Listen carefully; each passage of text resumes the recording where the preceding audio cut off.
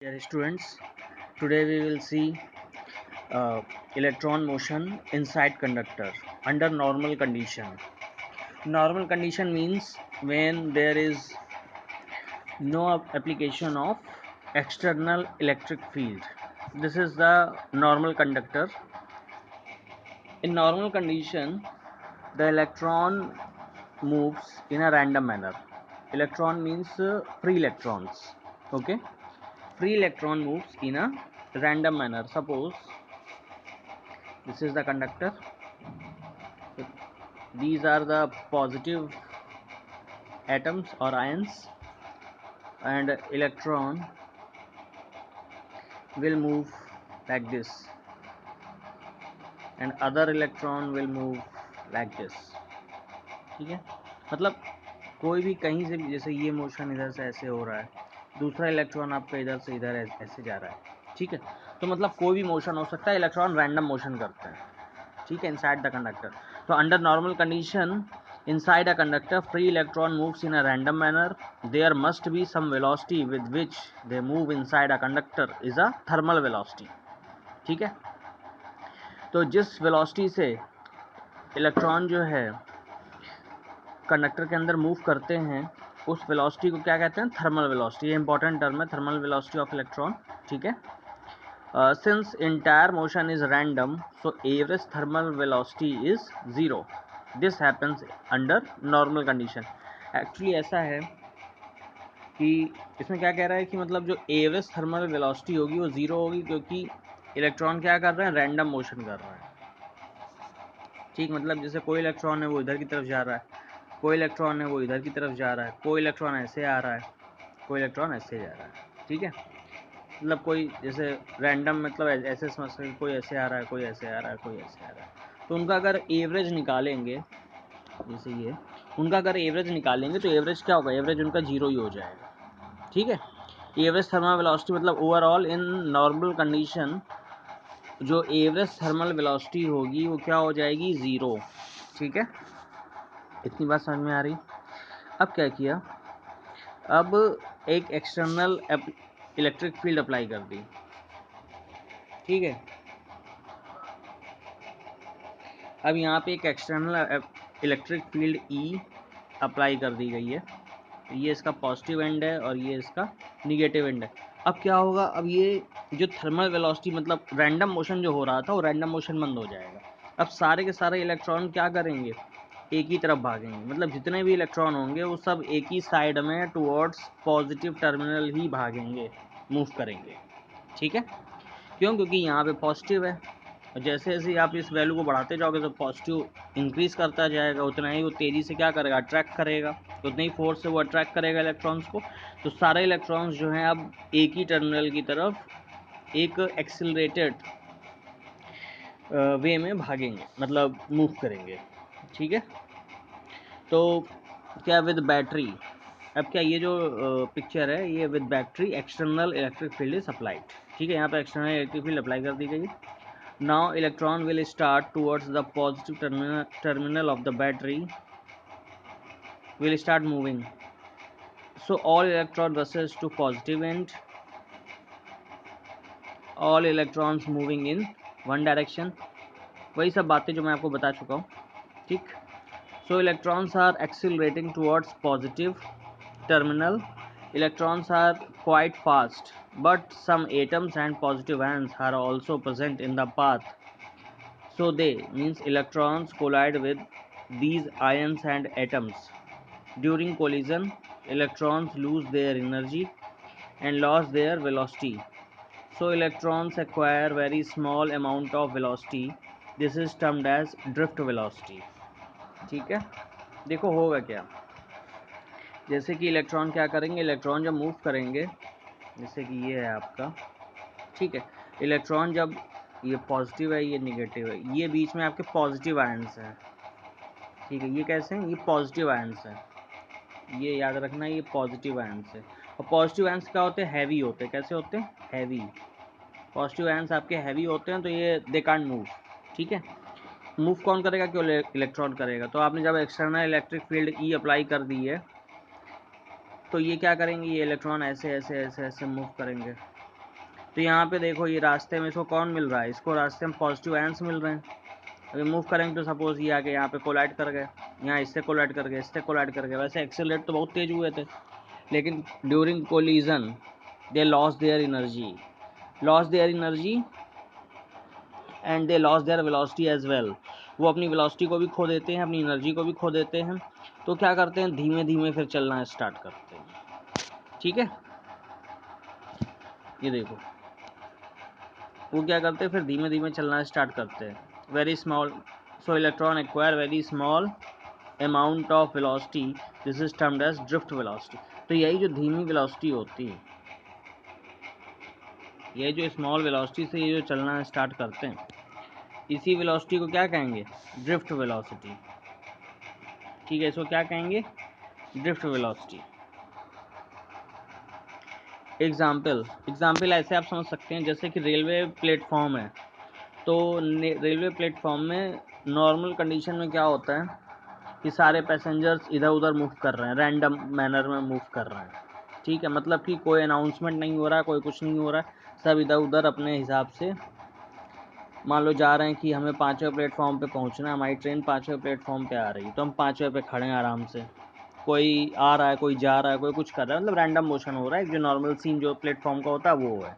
ठीक है, अब क्या हुआ, एक अनाउंसमेंट हुआ कि 5वें प्लेटफॉर्म पे, प्लेटफॉर्म नंबर 5 पे जो ट्रेन आ रही थी वो अब प्लेटफॉर्म नंबर 2 पे आएगी। तो क्या होता है, सारे के सारे जितने पैसेंजर्स होते हैं वो सब रश करेंगे 2 की तरफ, यानी कि यहाँ पे क्या हो गया, एक अनाउंसमेंट हुआ, यानी कि एक एक्सटर्नल फील्ड अप्लाई हो गई कि हमको कहाँ पे पहुँचना है, 2 पे पहुँचना है। तो सब 2 पे पहुँचते हैं। अब जब यहाँ से रश करेंगे 2 पे जाने के लिए, तो रास्ते में वो क्या करेंगे, कोलाइड करेंगे, जो लोग खड़े होंगे उनसे कोलाइड करेंगे, जो उधर से आ रहे होंगे, अपोजिट डायरेक्शन से आ रहे होंगे, उनसे कोलाइड करेंगे। निकले तो बहुत तेज़ी में थे भागने के लिए 2 पे, लेकिन इतना कोलिजन हो गया उनके साथ कि वो बेचारे, उनकी स्पीड क्या हो गई, उनकी एनर्जी भी डाउन हो गई, उनकी स्पीड भी डाउन हो गई। वो धीमे धीमे फिर कहा भैया आराम से चलो, टकराओ नहीं, तो वो धीमे धीमे चलने लगे। तो यही जो वेलोसिटी, जब वो आराम से चलने लगते हैं, नॉर्मल मतलब बहुत धीमे चलने लगते हैं, तो इसी को क्या बोलते हैं, ड्रिफ्ट वेलोसिटी, मतलब ड्रिफ्ट कर रहे हैं। ठीक है, तो एक्सप्रेशन फॉर, अब यहाँ पे काइंड ये आपका ड्रिफ्ट वेलोसिटी हो गया। अब एक्सप्रेशन फाइंड करेंगे, expression for electrons drift velocity. Initially when no electric field is applied, the average thermal velocity of an electron is 0। ठीक है, तो ये आपको पता ही है, एवरेज थर्मल वेलोसिटी क्या होती है, 0 होती है। तो v1 plus v2 plus v3 up to vn upon n, क्योंकि n नंबर ऑफ इलेक्ट्रॉन्स हैं, तो इनकी एवरेज थर्मल वेलोसिटी क्या हो जाएगी, 0 हो जाएगी। अब केस 2 में आ जाओ, when external electric field is applied, तो एक्सटर्नल इलेक्ट्रिक फील्ड अप्लाई हो गई, तो इसमें क्या हुआ, इसमें ये जो कंडक्टर है, ये आपका कंडक्टर है, ये निगेटिव है, ये पॉजिटिव है, इसकी लेंथ यहाँ से यहाँ तक l है, ये पोटेंशियल डिफरेंस v है। इलेक्ट्रॉन क्या कर रहा है, इलेक्ट्रॉन मूव कर रहा है पॉजिटिव साइड की, टूवर्ड्स पॉजिटिव साइड। तो E इक्वल टू होता है v अपॉन l, ये आपको पता ही है। Under influence of electric field each electron will experience electric force F equal to minus e into E. ये मैंने आपको बताया ही कि जब कोई इलेक्ट्रॉन किसी इलेक्ट्रिक फील्ड में होता है, तो उस पर जो फोर्स अप्लाई होता है वो ई इंटू ई या F इक्वल टू क्यू। जैसे सपोज क्यू चार्ज है, वो इलेक्ट्रिक फील्ड पे रखा हुआ है, तो उस पर फोर्स अप्लाई होगा F equal to q into e. तो यहाँ इलेक्ट्रॉन है, तो इलेक्ट्रॉन पे का चार्ज ई, तो e into capital e, small e क्या हो गया, इलेक्ट्रॉन का चार्ज है, कैपिटल ई क्या इलेक्ट्रिक फील्ड है, एफ क्या है, फोर्स है। अब एक्सेलरेशन, और निगेटिव इसलिए क्योंकि आपको कुछ करना नहीं पड़ रहा है, वो अपने आप ही जा रहा है पॉजिटिव साइड में। ठीक है, एक्सेलरेशन ऑफ इलेक्ट्रॉन क्या होगा, F upon M, F equal to M A होता है, F equal to M A, Newton second law. तो ए इक्वल टू क्या हो जाएगा, F upon M, acceleration, acceleration means A, acceleration of electron F, A equal to F upon m.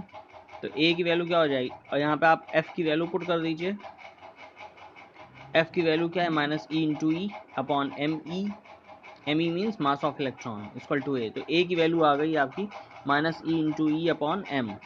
ठीक है, gain, अब देखो, gain in velocity due to acceleration is lost during collision with positive ion. ठीक है, जितना भी अभी इसमें एक्सेलरेशन आया था वो सारा का सारा लॉस्ट हो जाएगा। क्यों लॉस्ट हो जाएगा? क्योंकि जब ये कोलाइड करेगा पॉजिटिव आयन से, since positive ions are very heavy, positive ions तो मूव करते नहीं हैं। ठीक है, अब velocity of electron, velocity of electron क्या होगी? आपको फॉर्मूला पता है, Newton's first equation of motion, v equal to U plus A T.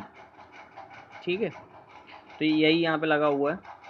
तो यहाँ इसकी हमने वेलोसिटी इसकी v1 मानी थी, इनिशियल वेलोसिटी v1 मानी थी, v1 प्लस ए टाउ वन, v1 प्लस ए टाउ वन। तो v1 प्लस ए टाउ वन हो गया। टाउ वन क्या हुआ? Time taken. ठीक है, टाउ वन क्या है? Time taken. ए एक्सेलरेशन है। ऐसे ही वेलोसिटी ऑफ सेकंड इलेक्ट्रॉन क्या है? v2 प्लस ए टाउ टू। तो average of these velocities, average of these velocity जो आप निकालोगे वो ड्रिफ्ट वेलोसिटी आ जाएगा। क्या आ जाएगा? Drift velocity. ड्रिफ्ट वेलोसिटी को डिनोट करते हैं वी डी से, V drift. Drift velocity is the average velocity gained by electron. Okay, so V D equal to v1, ये एवरेज वेलोसिटी हो गई V D. V D equal to v1 plus A tau one पहले की, ये दूसरे की v2 plus ए tau two, v3 plus ए tau three upon n। ठीक है, तो ये आपका हो गया। अब देखो क्या करेंगे। अब V D equal to v1 plus v2 plus v3, ये v1 वाले टर्म सारे एक तरफ कर लिए और ए टाउ वन वाले एक तरफ कर लिए।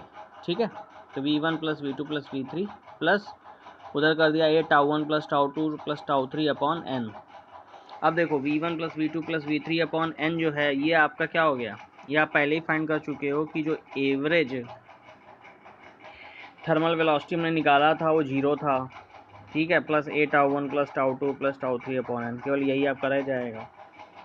ठीक है, ये वाला क्या हो जाएगा? ये एवरेज थर्मल वेलोसिटी वाला टर्म है, ये 0 हो जाएगा। तो V D equal to A tau one plus tau two plus tau three upon n।